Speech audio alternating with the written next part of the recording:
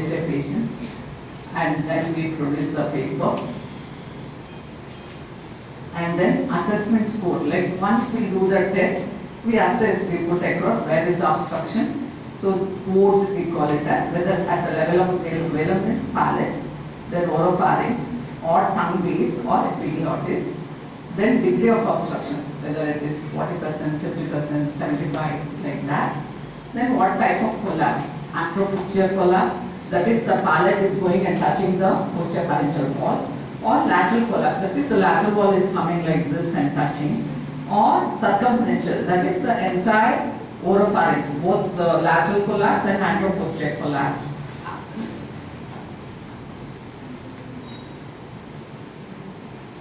Then these two we do polysomnography and then dyes, and then we counsel the patient for surgery. Before that, if at all the patient has got the habit of smoking alcohol, because alcohol, they will have this, when the alcohol effect, the tone is reduced, they'll tell themselves, Madam Nantina, weekdays but weekendly I snore and I have rhythmic episodes. So you ask whether you consume alcohol, they say yes. So all this habit should be reduced, and the weight, dietitian play a very important role in this. So we need to send them there. They should be properly advised about how to take care of their diet and weight reduction. See, this is not like to do surgery. Yes, they are off their symptoms lifelong.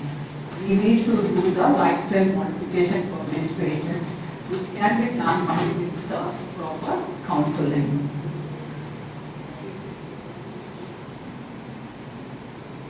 And all these patients, before surgery, we give them CPAP trial for 1 month, irrespective of even the OSAs also. We ask them to go for CPAP trial, and then, because whatever the changes is there in their body, should revert back to near normal. Or also, if they are compliant with the CPAP, they can continue with that. Or they know they cannot bear the CPAP, so they come back for the surgery. It's like that. And this is the initiation of the positive airway pressure. For this, all this should not be there. So these are the indications. Like whenever you put the patient on CPAP also, there should not be any nasal obstruction, adenoids, turbinate hypertrophy, nasal polyposis. So enlarged adenoids, turbinate reduction, treatment of sinusitis.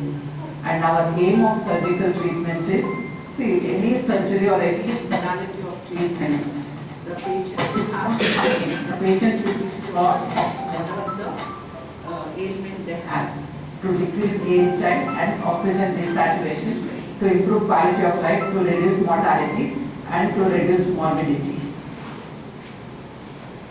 This is the treatment algorithm. This I will not go in detail. These are the CPAPs. This is the dyes when we do. You can see the anteroposterior, the epiglottis is going and occluding the posterior pharyngeal wall.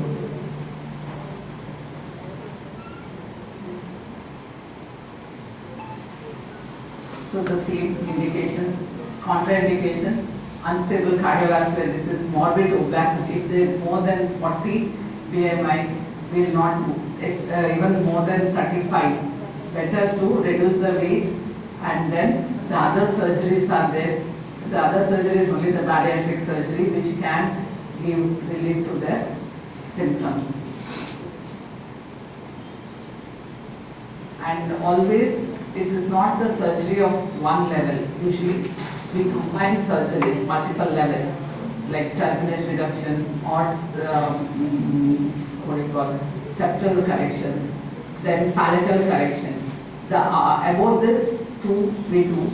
Then tongue base we don't combine with these. So first stage we do that level, and then after again we go back and do the tongue base reduction.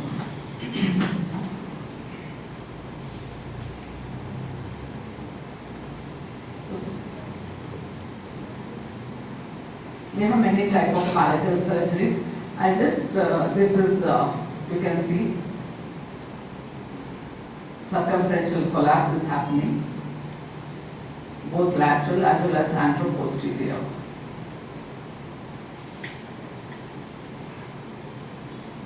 So in them, see, the main surgery for us is whatever surgery we do, it should increase the isthmus wide, both anteroposterior as well as laterally.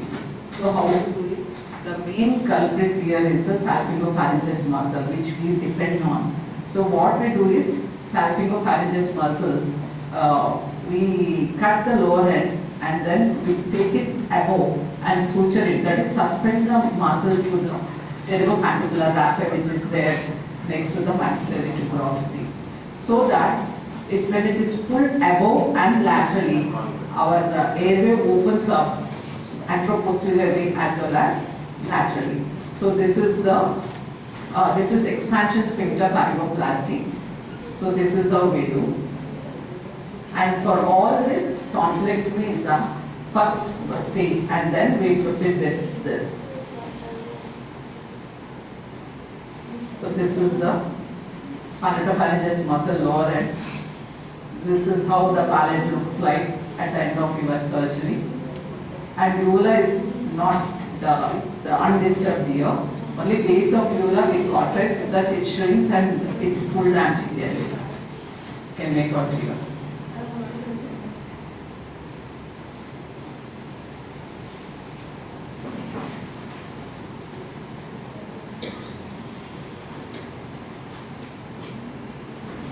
This is the expansion sphincter palatopharyngoplasty. This is another case where we do zeta palatopharyngoplasty. That is where the tonsils are very hidden or fibrotic tonsils. All the patient has already undergone tonsillectomy. In this patients,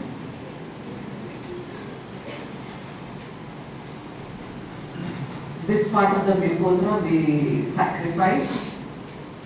Then we split the uvula till the soft palate. That is before that the soft palate midpoint we mark here. So whatever surgery we do, it should be below the level of the midpoint of the soft palate, not above it. If it is above, then the chances of valopharyngeal insufficiency will be there. So it should be below the midpoint. So that's why we mark this midpoint.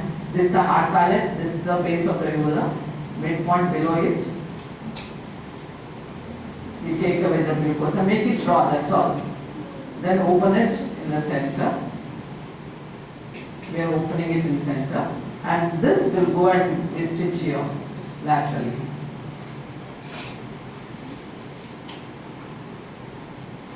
Like this we suture. It's going to open and then suture it laterally.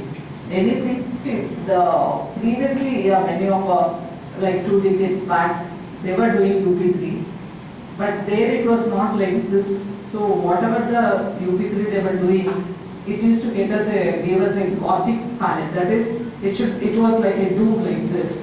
So again the patient used to have obstruction.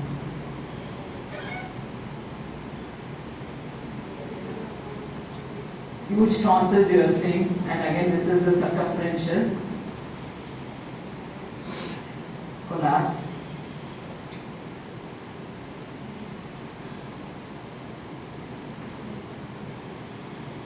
Now the revolution has happened is, what we do is the bar pharyngoplasty. That is, we don't do any of those cutting or salpingopharyngeus, but with this suture we pull the salpingopharyngeus muscle and then tie it to the pterygomandibular raphe. These are the barbed Stratofix epicord companies.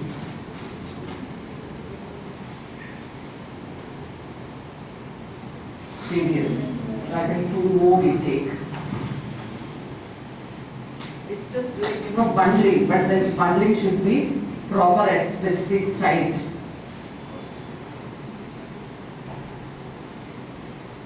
So because it's a barbed suture material, it induces inflammation in the muscle. This goes in the submucosal layer. It induces inflammation, and then so the muscle gets tightened.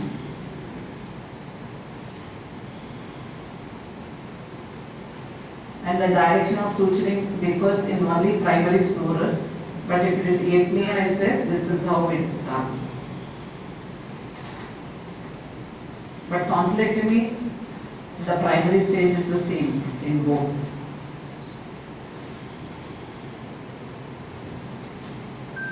So we bring the last suture, then tie it to the pterygomandibular raphe.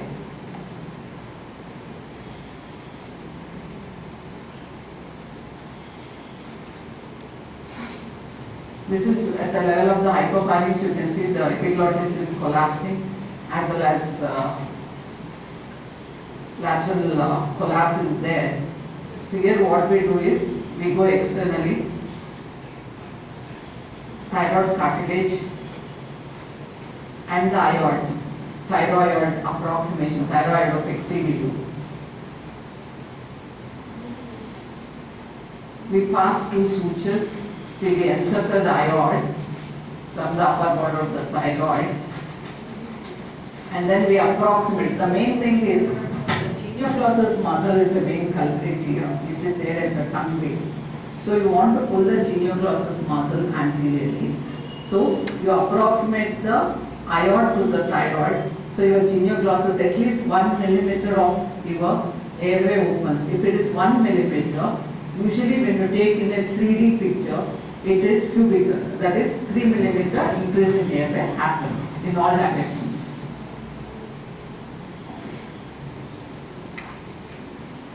So, surgical response, these are the things which, like mild aches will be there even after surgery, but the snoring minimal will be there, but whatever the apneic episodes they used to have will disappear, as well as when you do the polysomnography 3 months, 6 months afterwards, all your readings will be better. These are the external appliances, tongue retaining device, mandibular advancing devices, and even the MMA. Like if there is structural, usually the oral tissue maxillary surgeons will take over. Structural abnormality of the maxilla and the mandible. That is maxillomandibular advancement, they will do it. Hypoglossal, this is the latest thing, hypoglossal nerve stimulation. Because the tongue base is supplied by hypoglossal nerve, they have the implants, like how we have the pacemaker.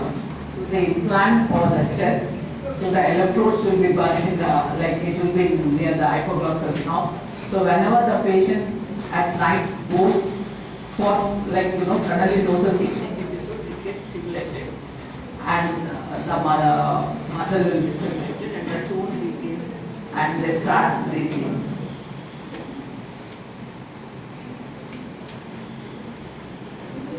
This is the rapid maxillary expansion which one of our like we did for a thesis. This is like 7, I think, 10 patients we had, I think. 4 of our patients had a stroke. This is how the improvement in the airway was there after surgery. And almost now 10 years. Only thing is, for this rapid maxillary expansion, patient will have, how do we select this? Mild deviated nasal septum. There should not be any posterior obstruction, it is an anterior obstruction. And then patient, parents should be informed. There will be change in the configuration of the face because you are pulling the maxilla outwards, so that if this becomes broadened and the configuration of the patient will change, the facial appearance, then become more actually cosmetically acceptable and compared to the previous face. So you need to tell them that. This is how this is how the ala increases afterwards. This is another study we had, assessment of quality of life and symptoms in non-syndromic. Like in non-syndromic OSAs where angiotensin were the cause for obstruction. So we had a study and we got good results and it is published also. I think this is adenoidectomy and this is supraglottic. Actually one child had non-syndromic. We did adenoid tonsil, but still symptoms persisted. So because she had a sort of very narrow maxilla, we gave her rapid maxillary expansion. Then she improved totally. But whenever she used to get cold, again she used to have that noise. Then when I examined again, then she had a very short AV food. It was not a full-fledged Malaysia. So we did supraglotopexy and she is all right now. So it's like multiple stage surgeries we need to do in some patients. So this is how the children we assess them when they come. Willing for tonsillectomy, perform adenoid tonsil, improve follow-up. If there is no improvement, then other treatment options we take care. So as I told you, positive airway pressure is the answer for all central sleep apnea, and it's also OSA. Yeah, it's for the first part because we cannot. It's good. Like we need to tell them about that option also. If they are not authorized for that, or if the patient doesn't want the trial of that, then we directly take them for surgery. Nasal palatal or jaw surgeries. Mandibular advancement devices may be considered. Hypoglossal nerve stimulation, target temperature, weight loss. Yes, lifestyle modification is very important in these patients. Thank you.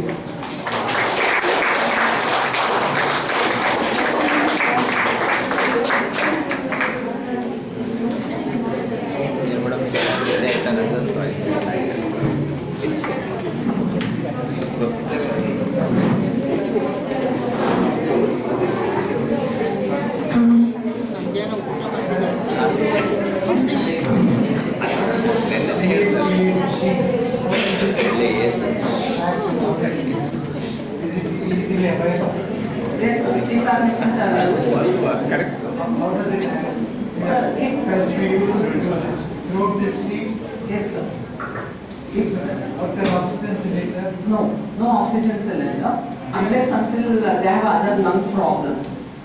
That is different. But here the CPAP machine is used without oxygen cylinder. It drives the oxygen, it takes the surrounding oxygen, drives it with force, positive pressure. So with pressure it drives. So whatever the occlusion is there, that opens up. But that is not there. It is not helpful if the patient has got deviated nasal septum or large tonsils because they come in the way. How much of a pressure you give also, they do not open, the airway doesn't open up. Whether it's chronic or the And this has to be used level. During sleep weather. It is the tolerance level of the wife. 9% is it? Yes. If the BMI is very large, like 40 above, so the surgical options with them are very minimal, like the surgical outcome. When you do surgery also, the outcome is not good. So in them it is the must.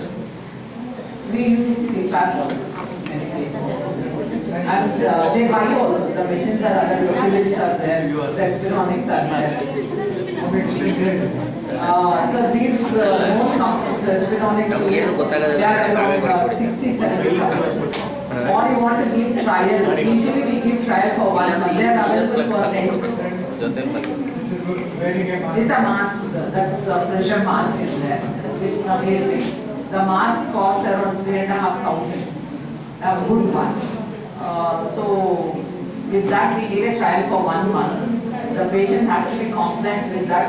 They have to use the whole night. So they themselves will, some patients are not compliant. So in them we see the alternate for surgery. But if they are compliant, they want to go ahead and there is no obstructive symptom, that is weakness. It's like what problem they have. And then may recommend the surgery. Depends. If they have the obstructive, we go for surgery.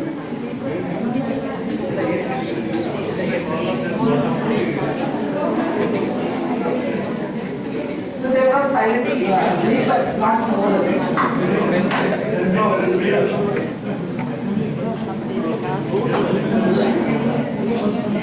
Necessarily empty. Yeah. So in that lifestyle modification, that sleep position is very important. They need to roll. So we have the pillows also, even the rollers are also available. That is, they should keep on the support so that they sleep only on the sides, not on the supine position. That is there. And also, if they have internal nasal valve collapse, we have that breathe easily strips available on Amazon also. So they apply that.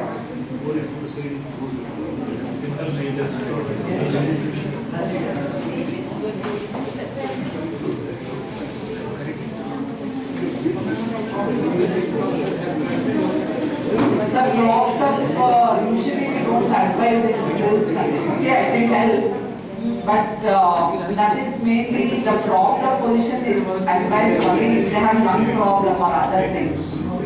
In obese patients, yeah, it will help, but for long time it will not. They need to go for this. Tracheostomy is the only one which is 100% success. That is there from like the victim is there. Or the next 100% success is with the bariatric surgery. Yeah, where the residual weight is there. But other than that, Someone again regains weight also. yes. Some person is there. After bariatric surgery also they have example, sir. That's what tracheostomy is the answer. There are some people like our patients are long back. So like suddenly they, actually we had a child, 1 year, 6 months, who came with the stridor.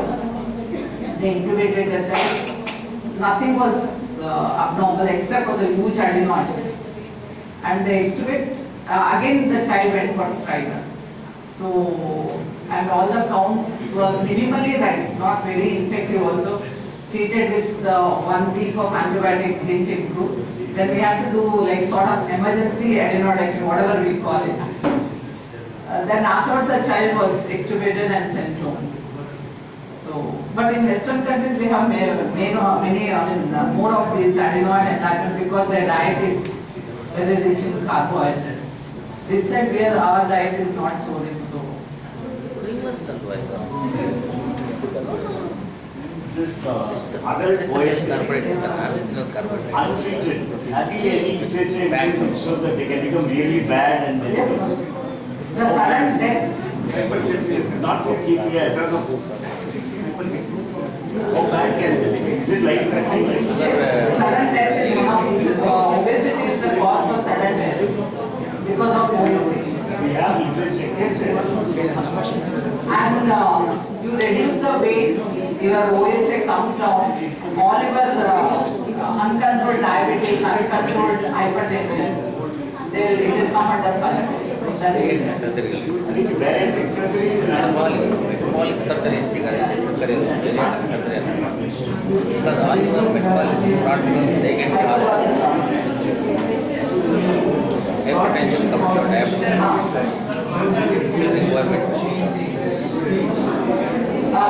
That is after surgery or after that the suture? No, sir. It's not a ship or We are just like, it's nothing but our tonsillectomy. Only thing is intern tonsillectomy, not the consultant, because we are taking everything and we are taking the sapropharyngeal muscle and putting it. No voice change. Only following the surgery, there are 1 week of eating problem. Too much of pain is in there. Only voice changes. Immediate post-op. No voice changes.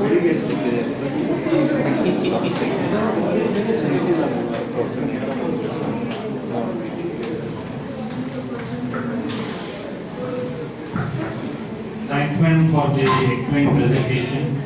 I now request Dr. Yujishani sir. Next.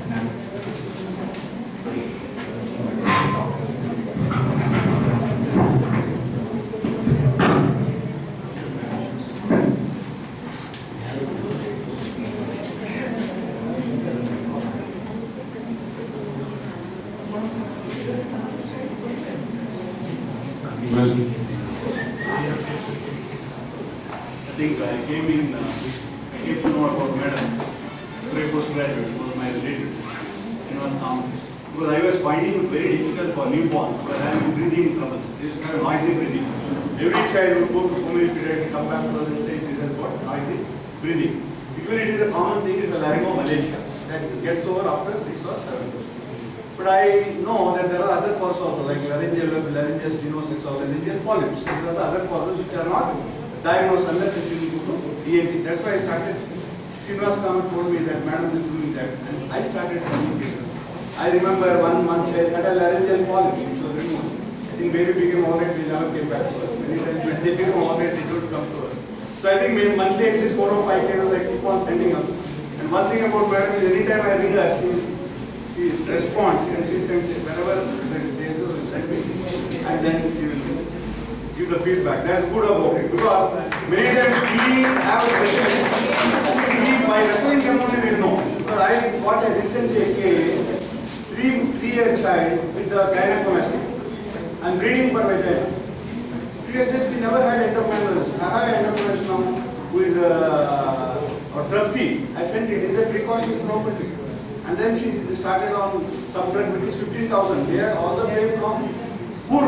They came, they said that's better, but they have to pay about 30,000 rupees per month, which may be difficult for them. At least government can help them or something. So I think we should open our mind and eye and get at least a reference to people who are available here, so that we get. So I think in that way, Madam has helped me in many ways in seeing that people are happy, mothers especially are happy, because there is nothing sometimes. The child has noisy breathing, feeding is good, weight gain is good, everything, but rarely we have these things. That's why, thank you Madam for all the help you have been giving to us. Regarding the sleep apnea, many people won't know. I remember people are sleeping together, one fellow saying that you are snoring, another person saying other one is snoring. So who is snoring we don't know. So many times I have a relative who is on CPAP. Every day he sleeps with CPAP. And morning is alright. He is addicted to CPAP. That's what I was saying. Many times they are very nice and they are really good with the CPAP. So what things are there about regarding the diabetes, hypertension, and other causes, everything Madam has covered well. And I think now we have a right person to engage in sleep studies also. Because there are people who do, even in newborn period there are sleep studies being done in Manipal Hospital. A child which is not sleeping well, they are doing at night. Well, that is they do the recording and see, find out where is the. Everything has come to us. So we may have to refer to the right person to get into. Madam told about the sleep apnea studies. So that's very important. I think that was a very good topic. And Madam has given justice to it. There are so many how anatomical things can be corrected, how other things can be treated in medical. So thank you, Madam. I think we have got a good gathering today. And the next meeting will be again on OBG. That is next month last. That will be done by August meeting. Thank you. And we stand for I request Dr. Kamakshi to give a commercial.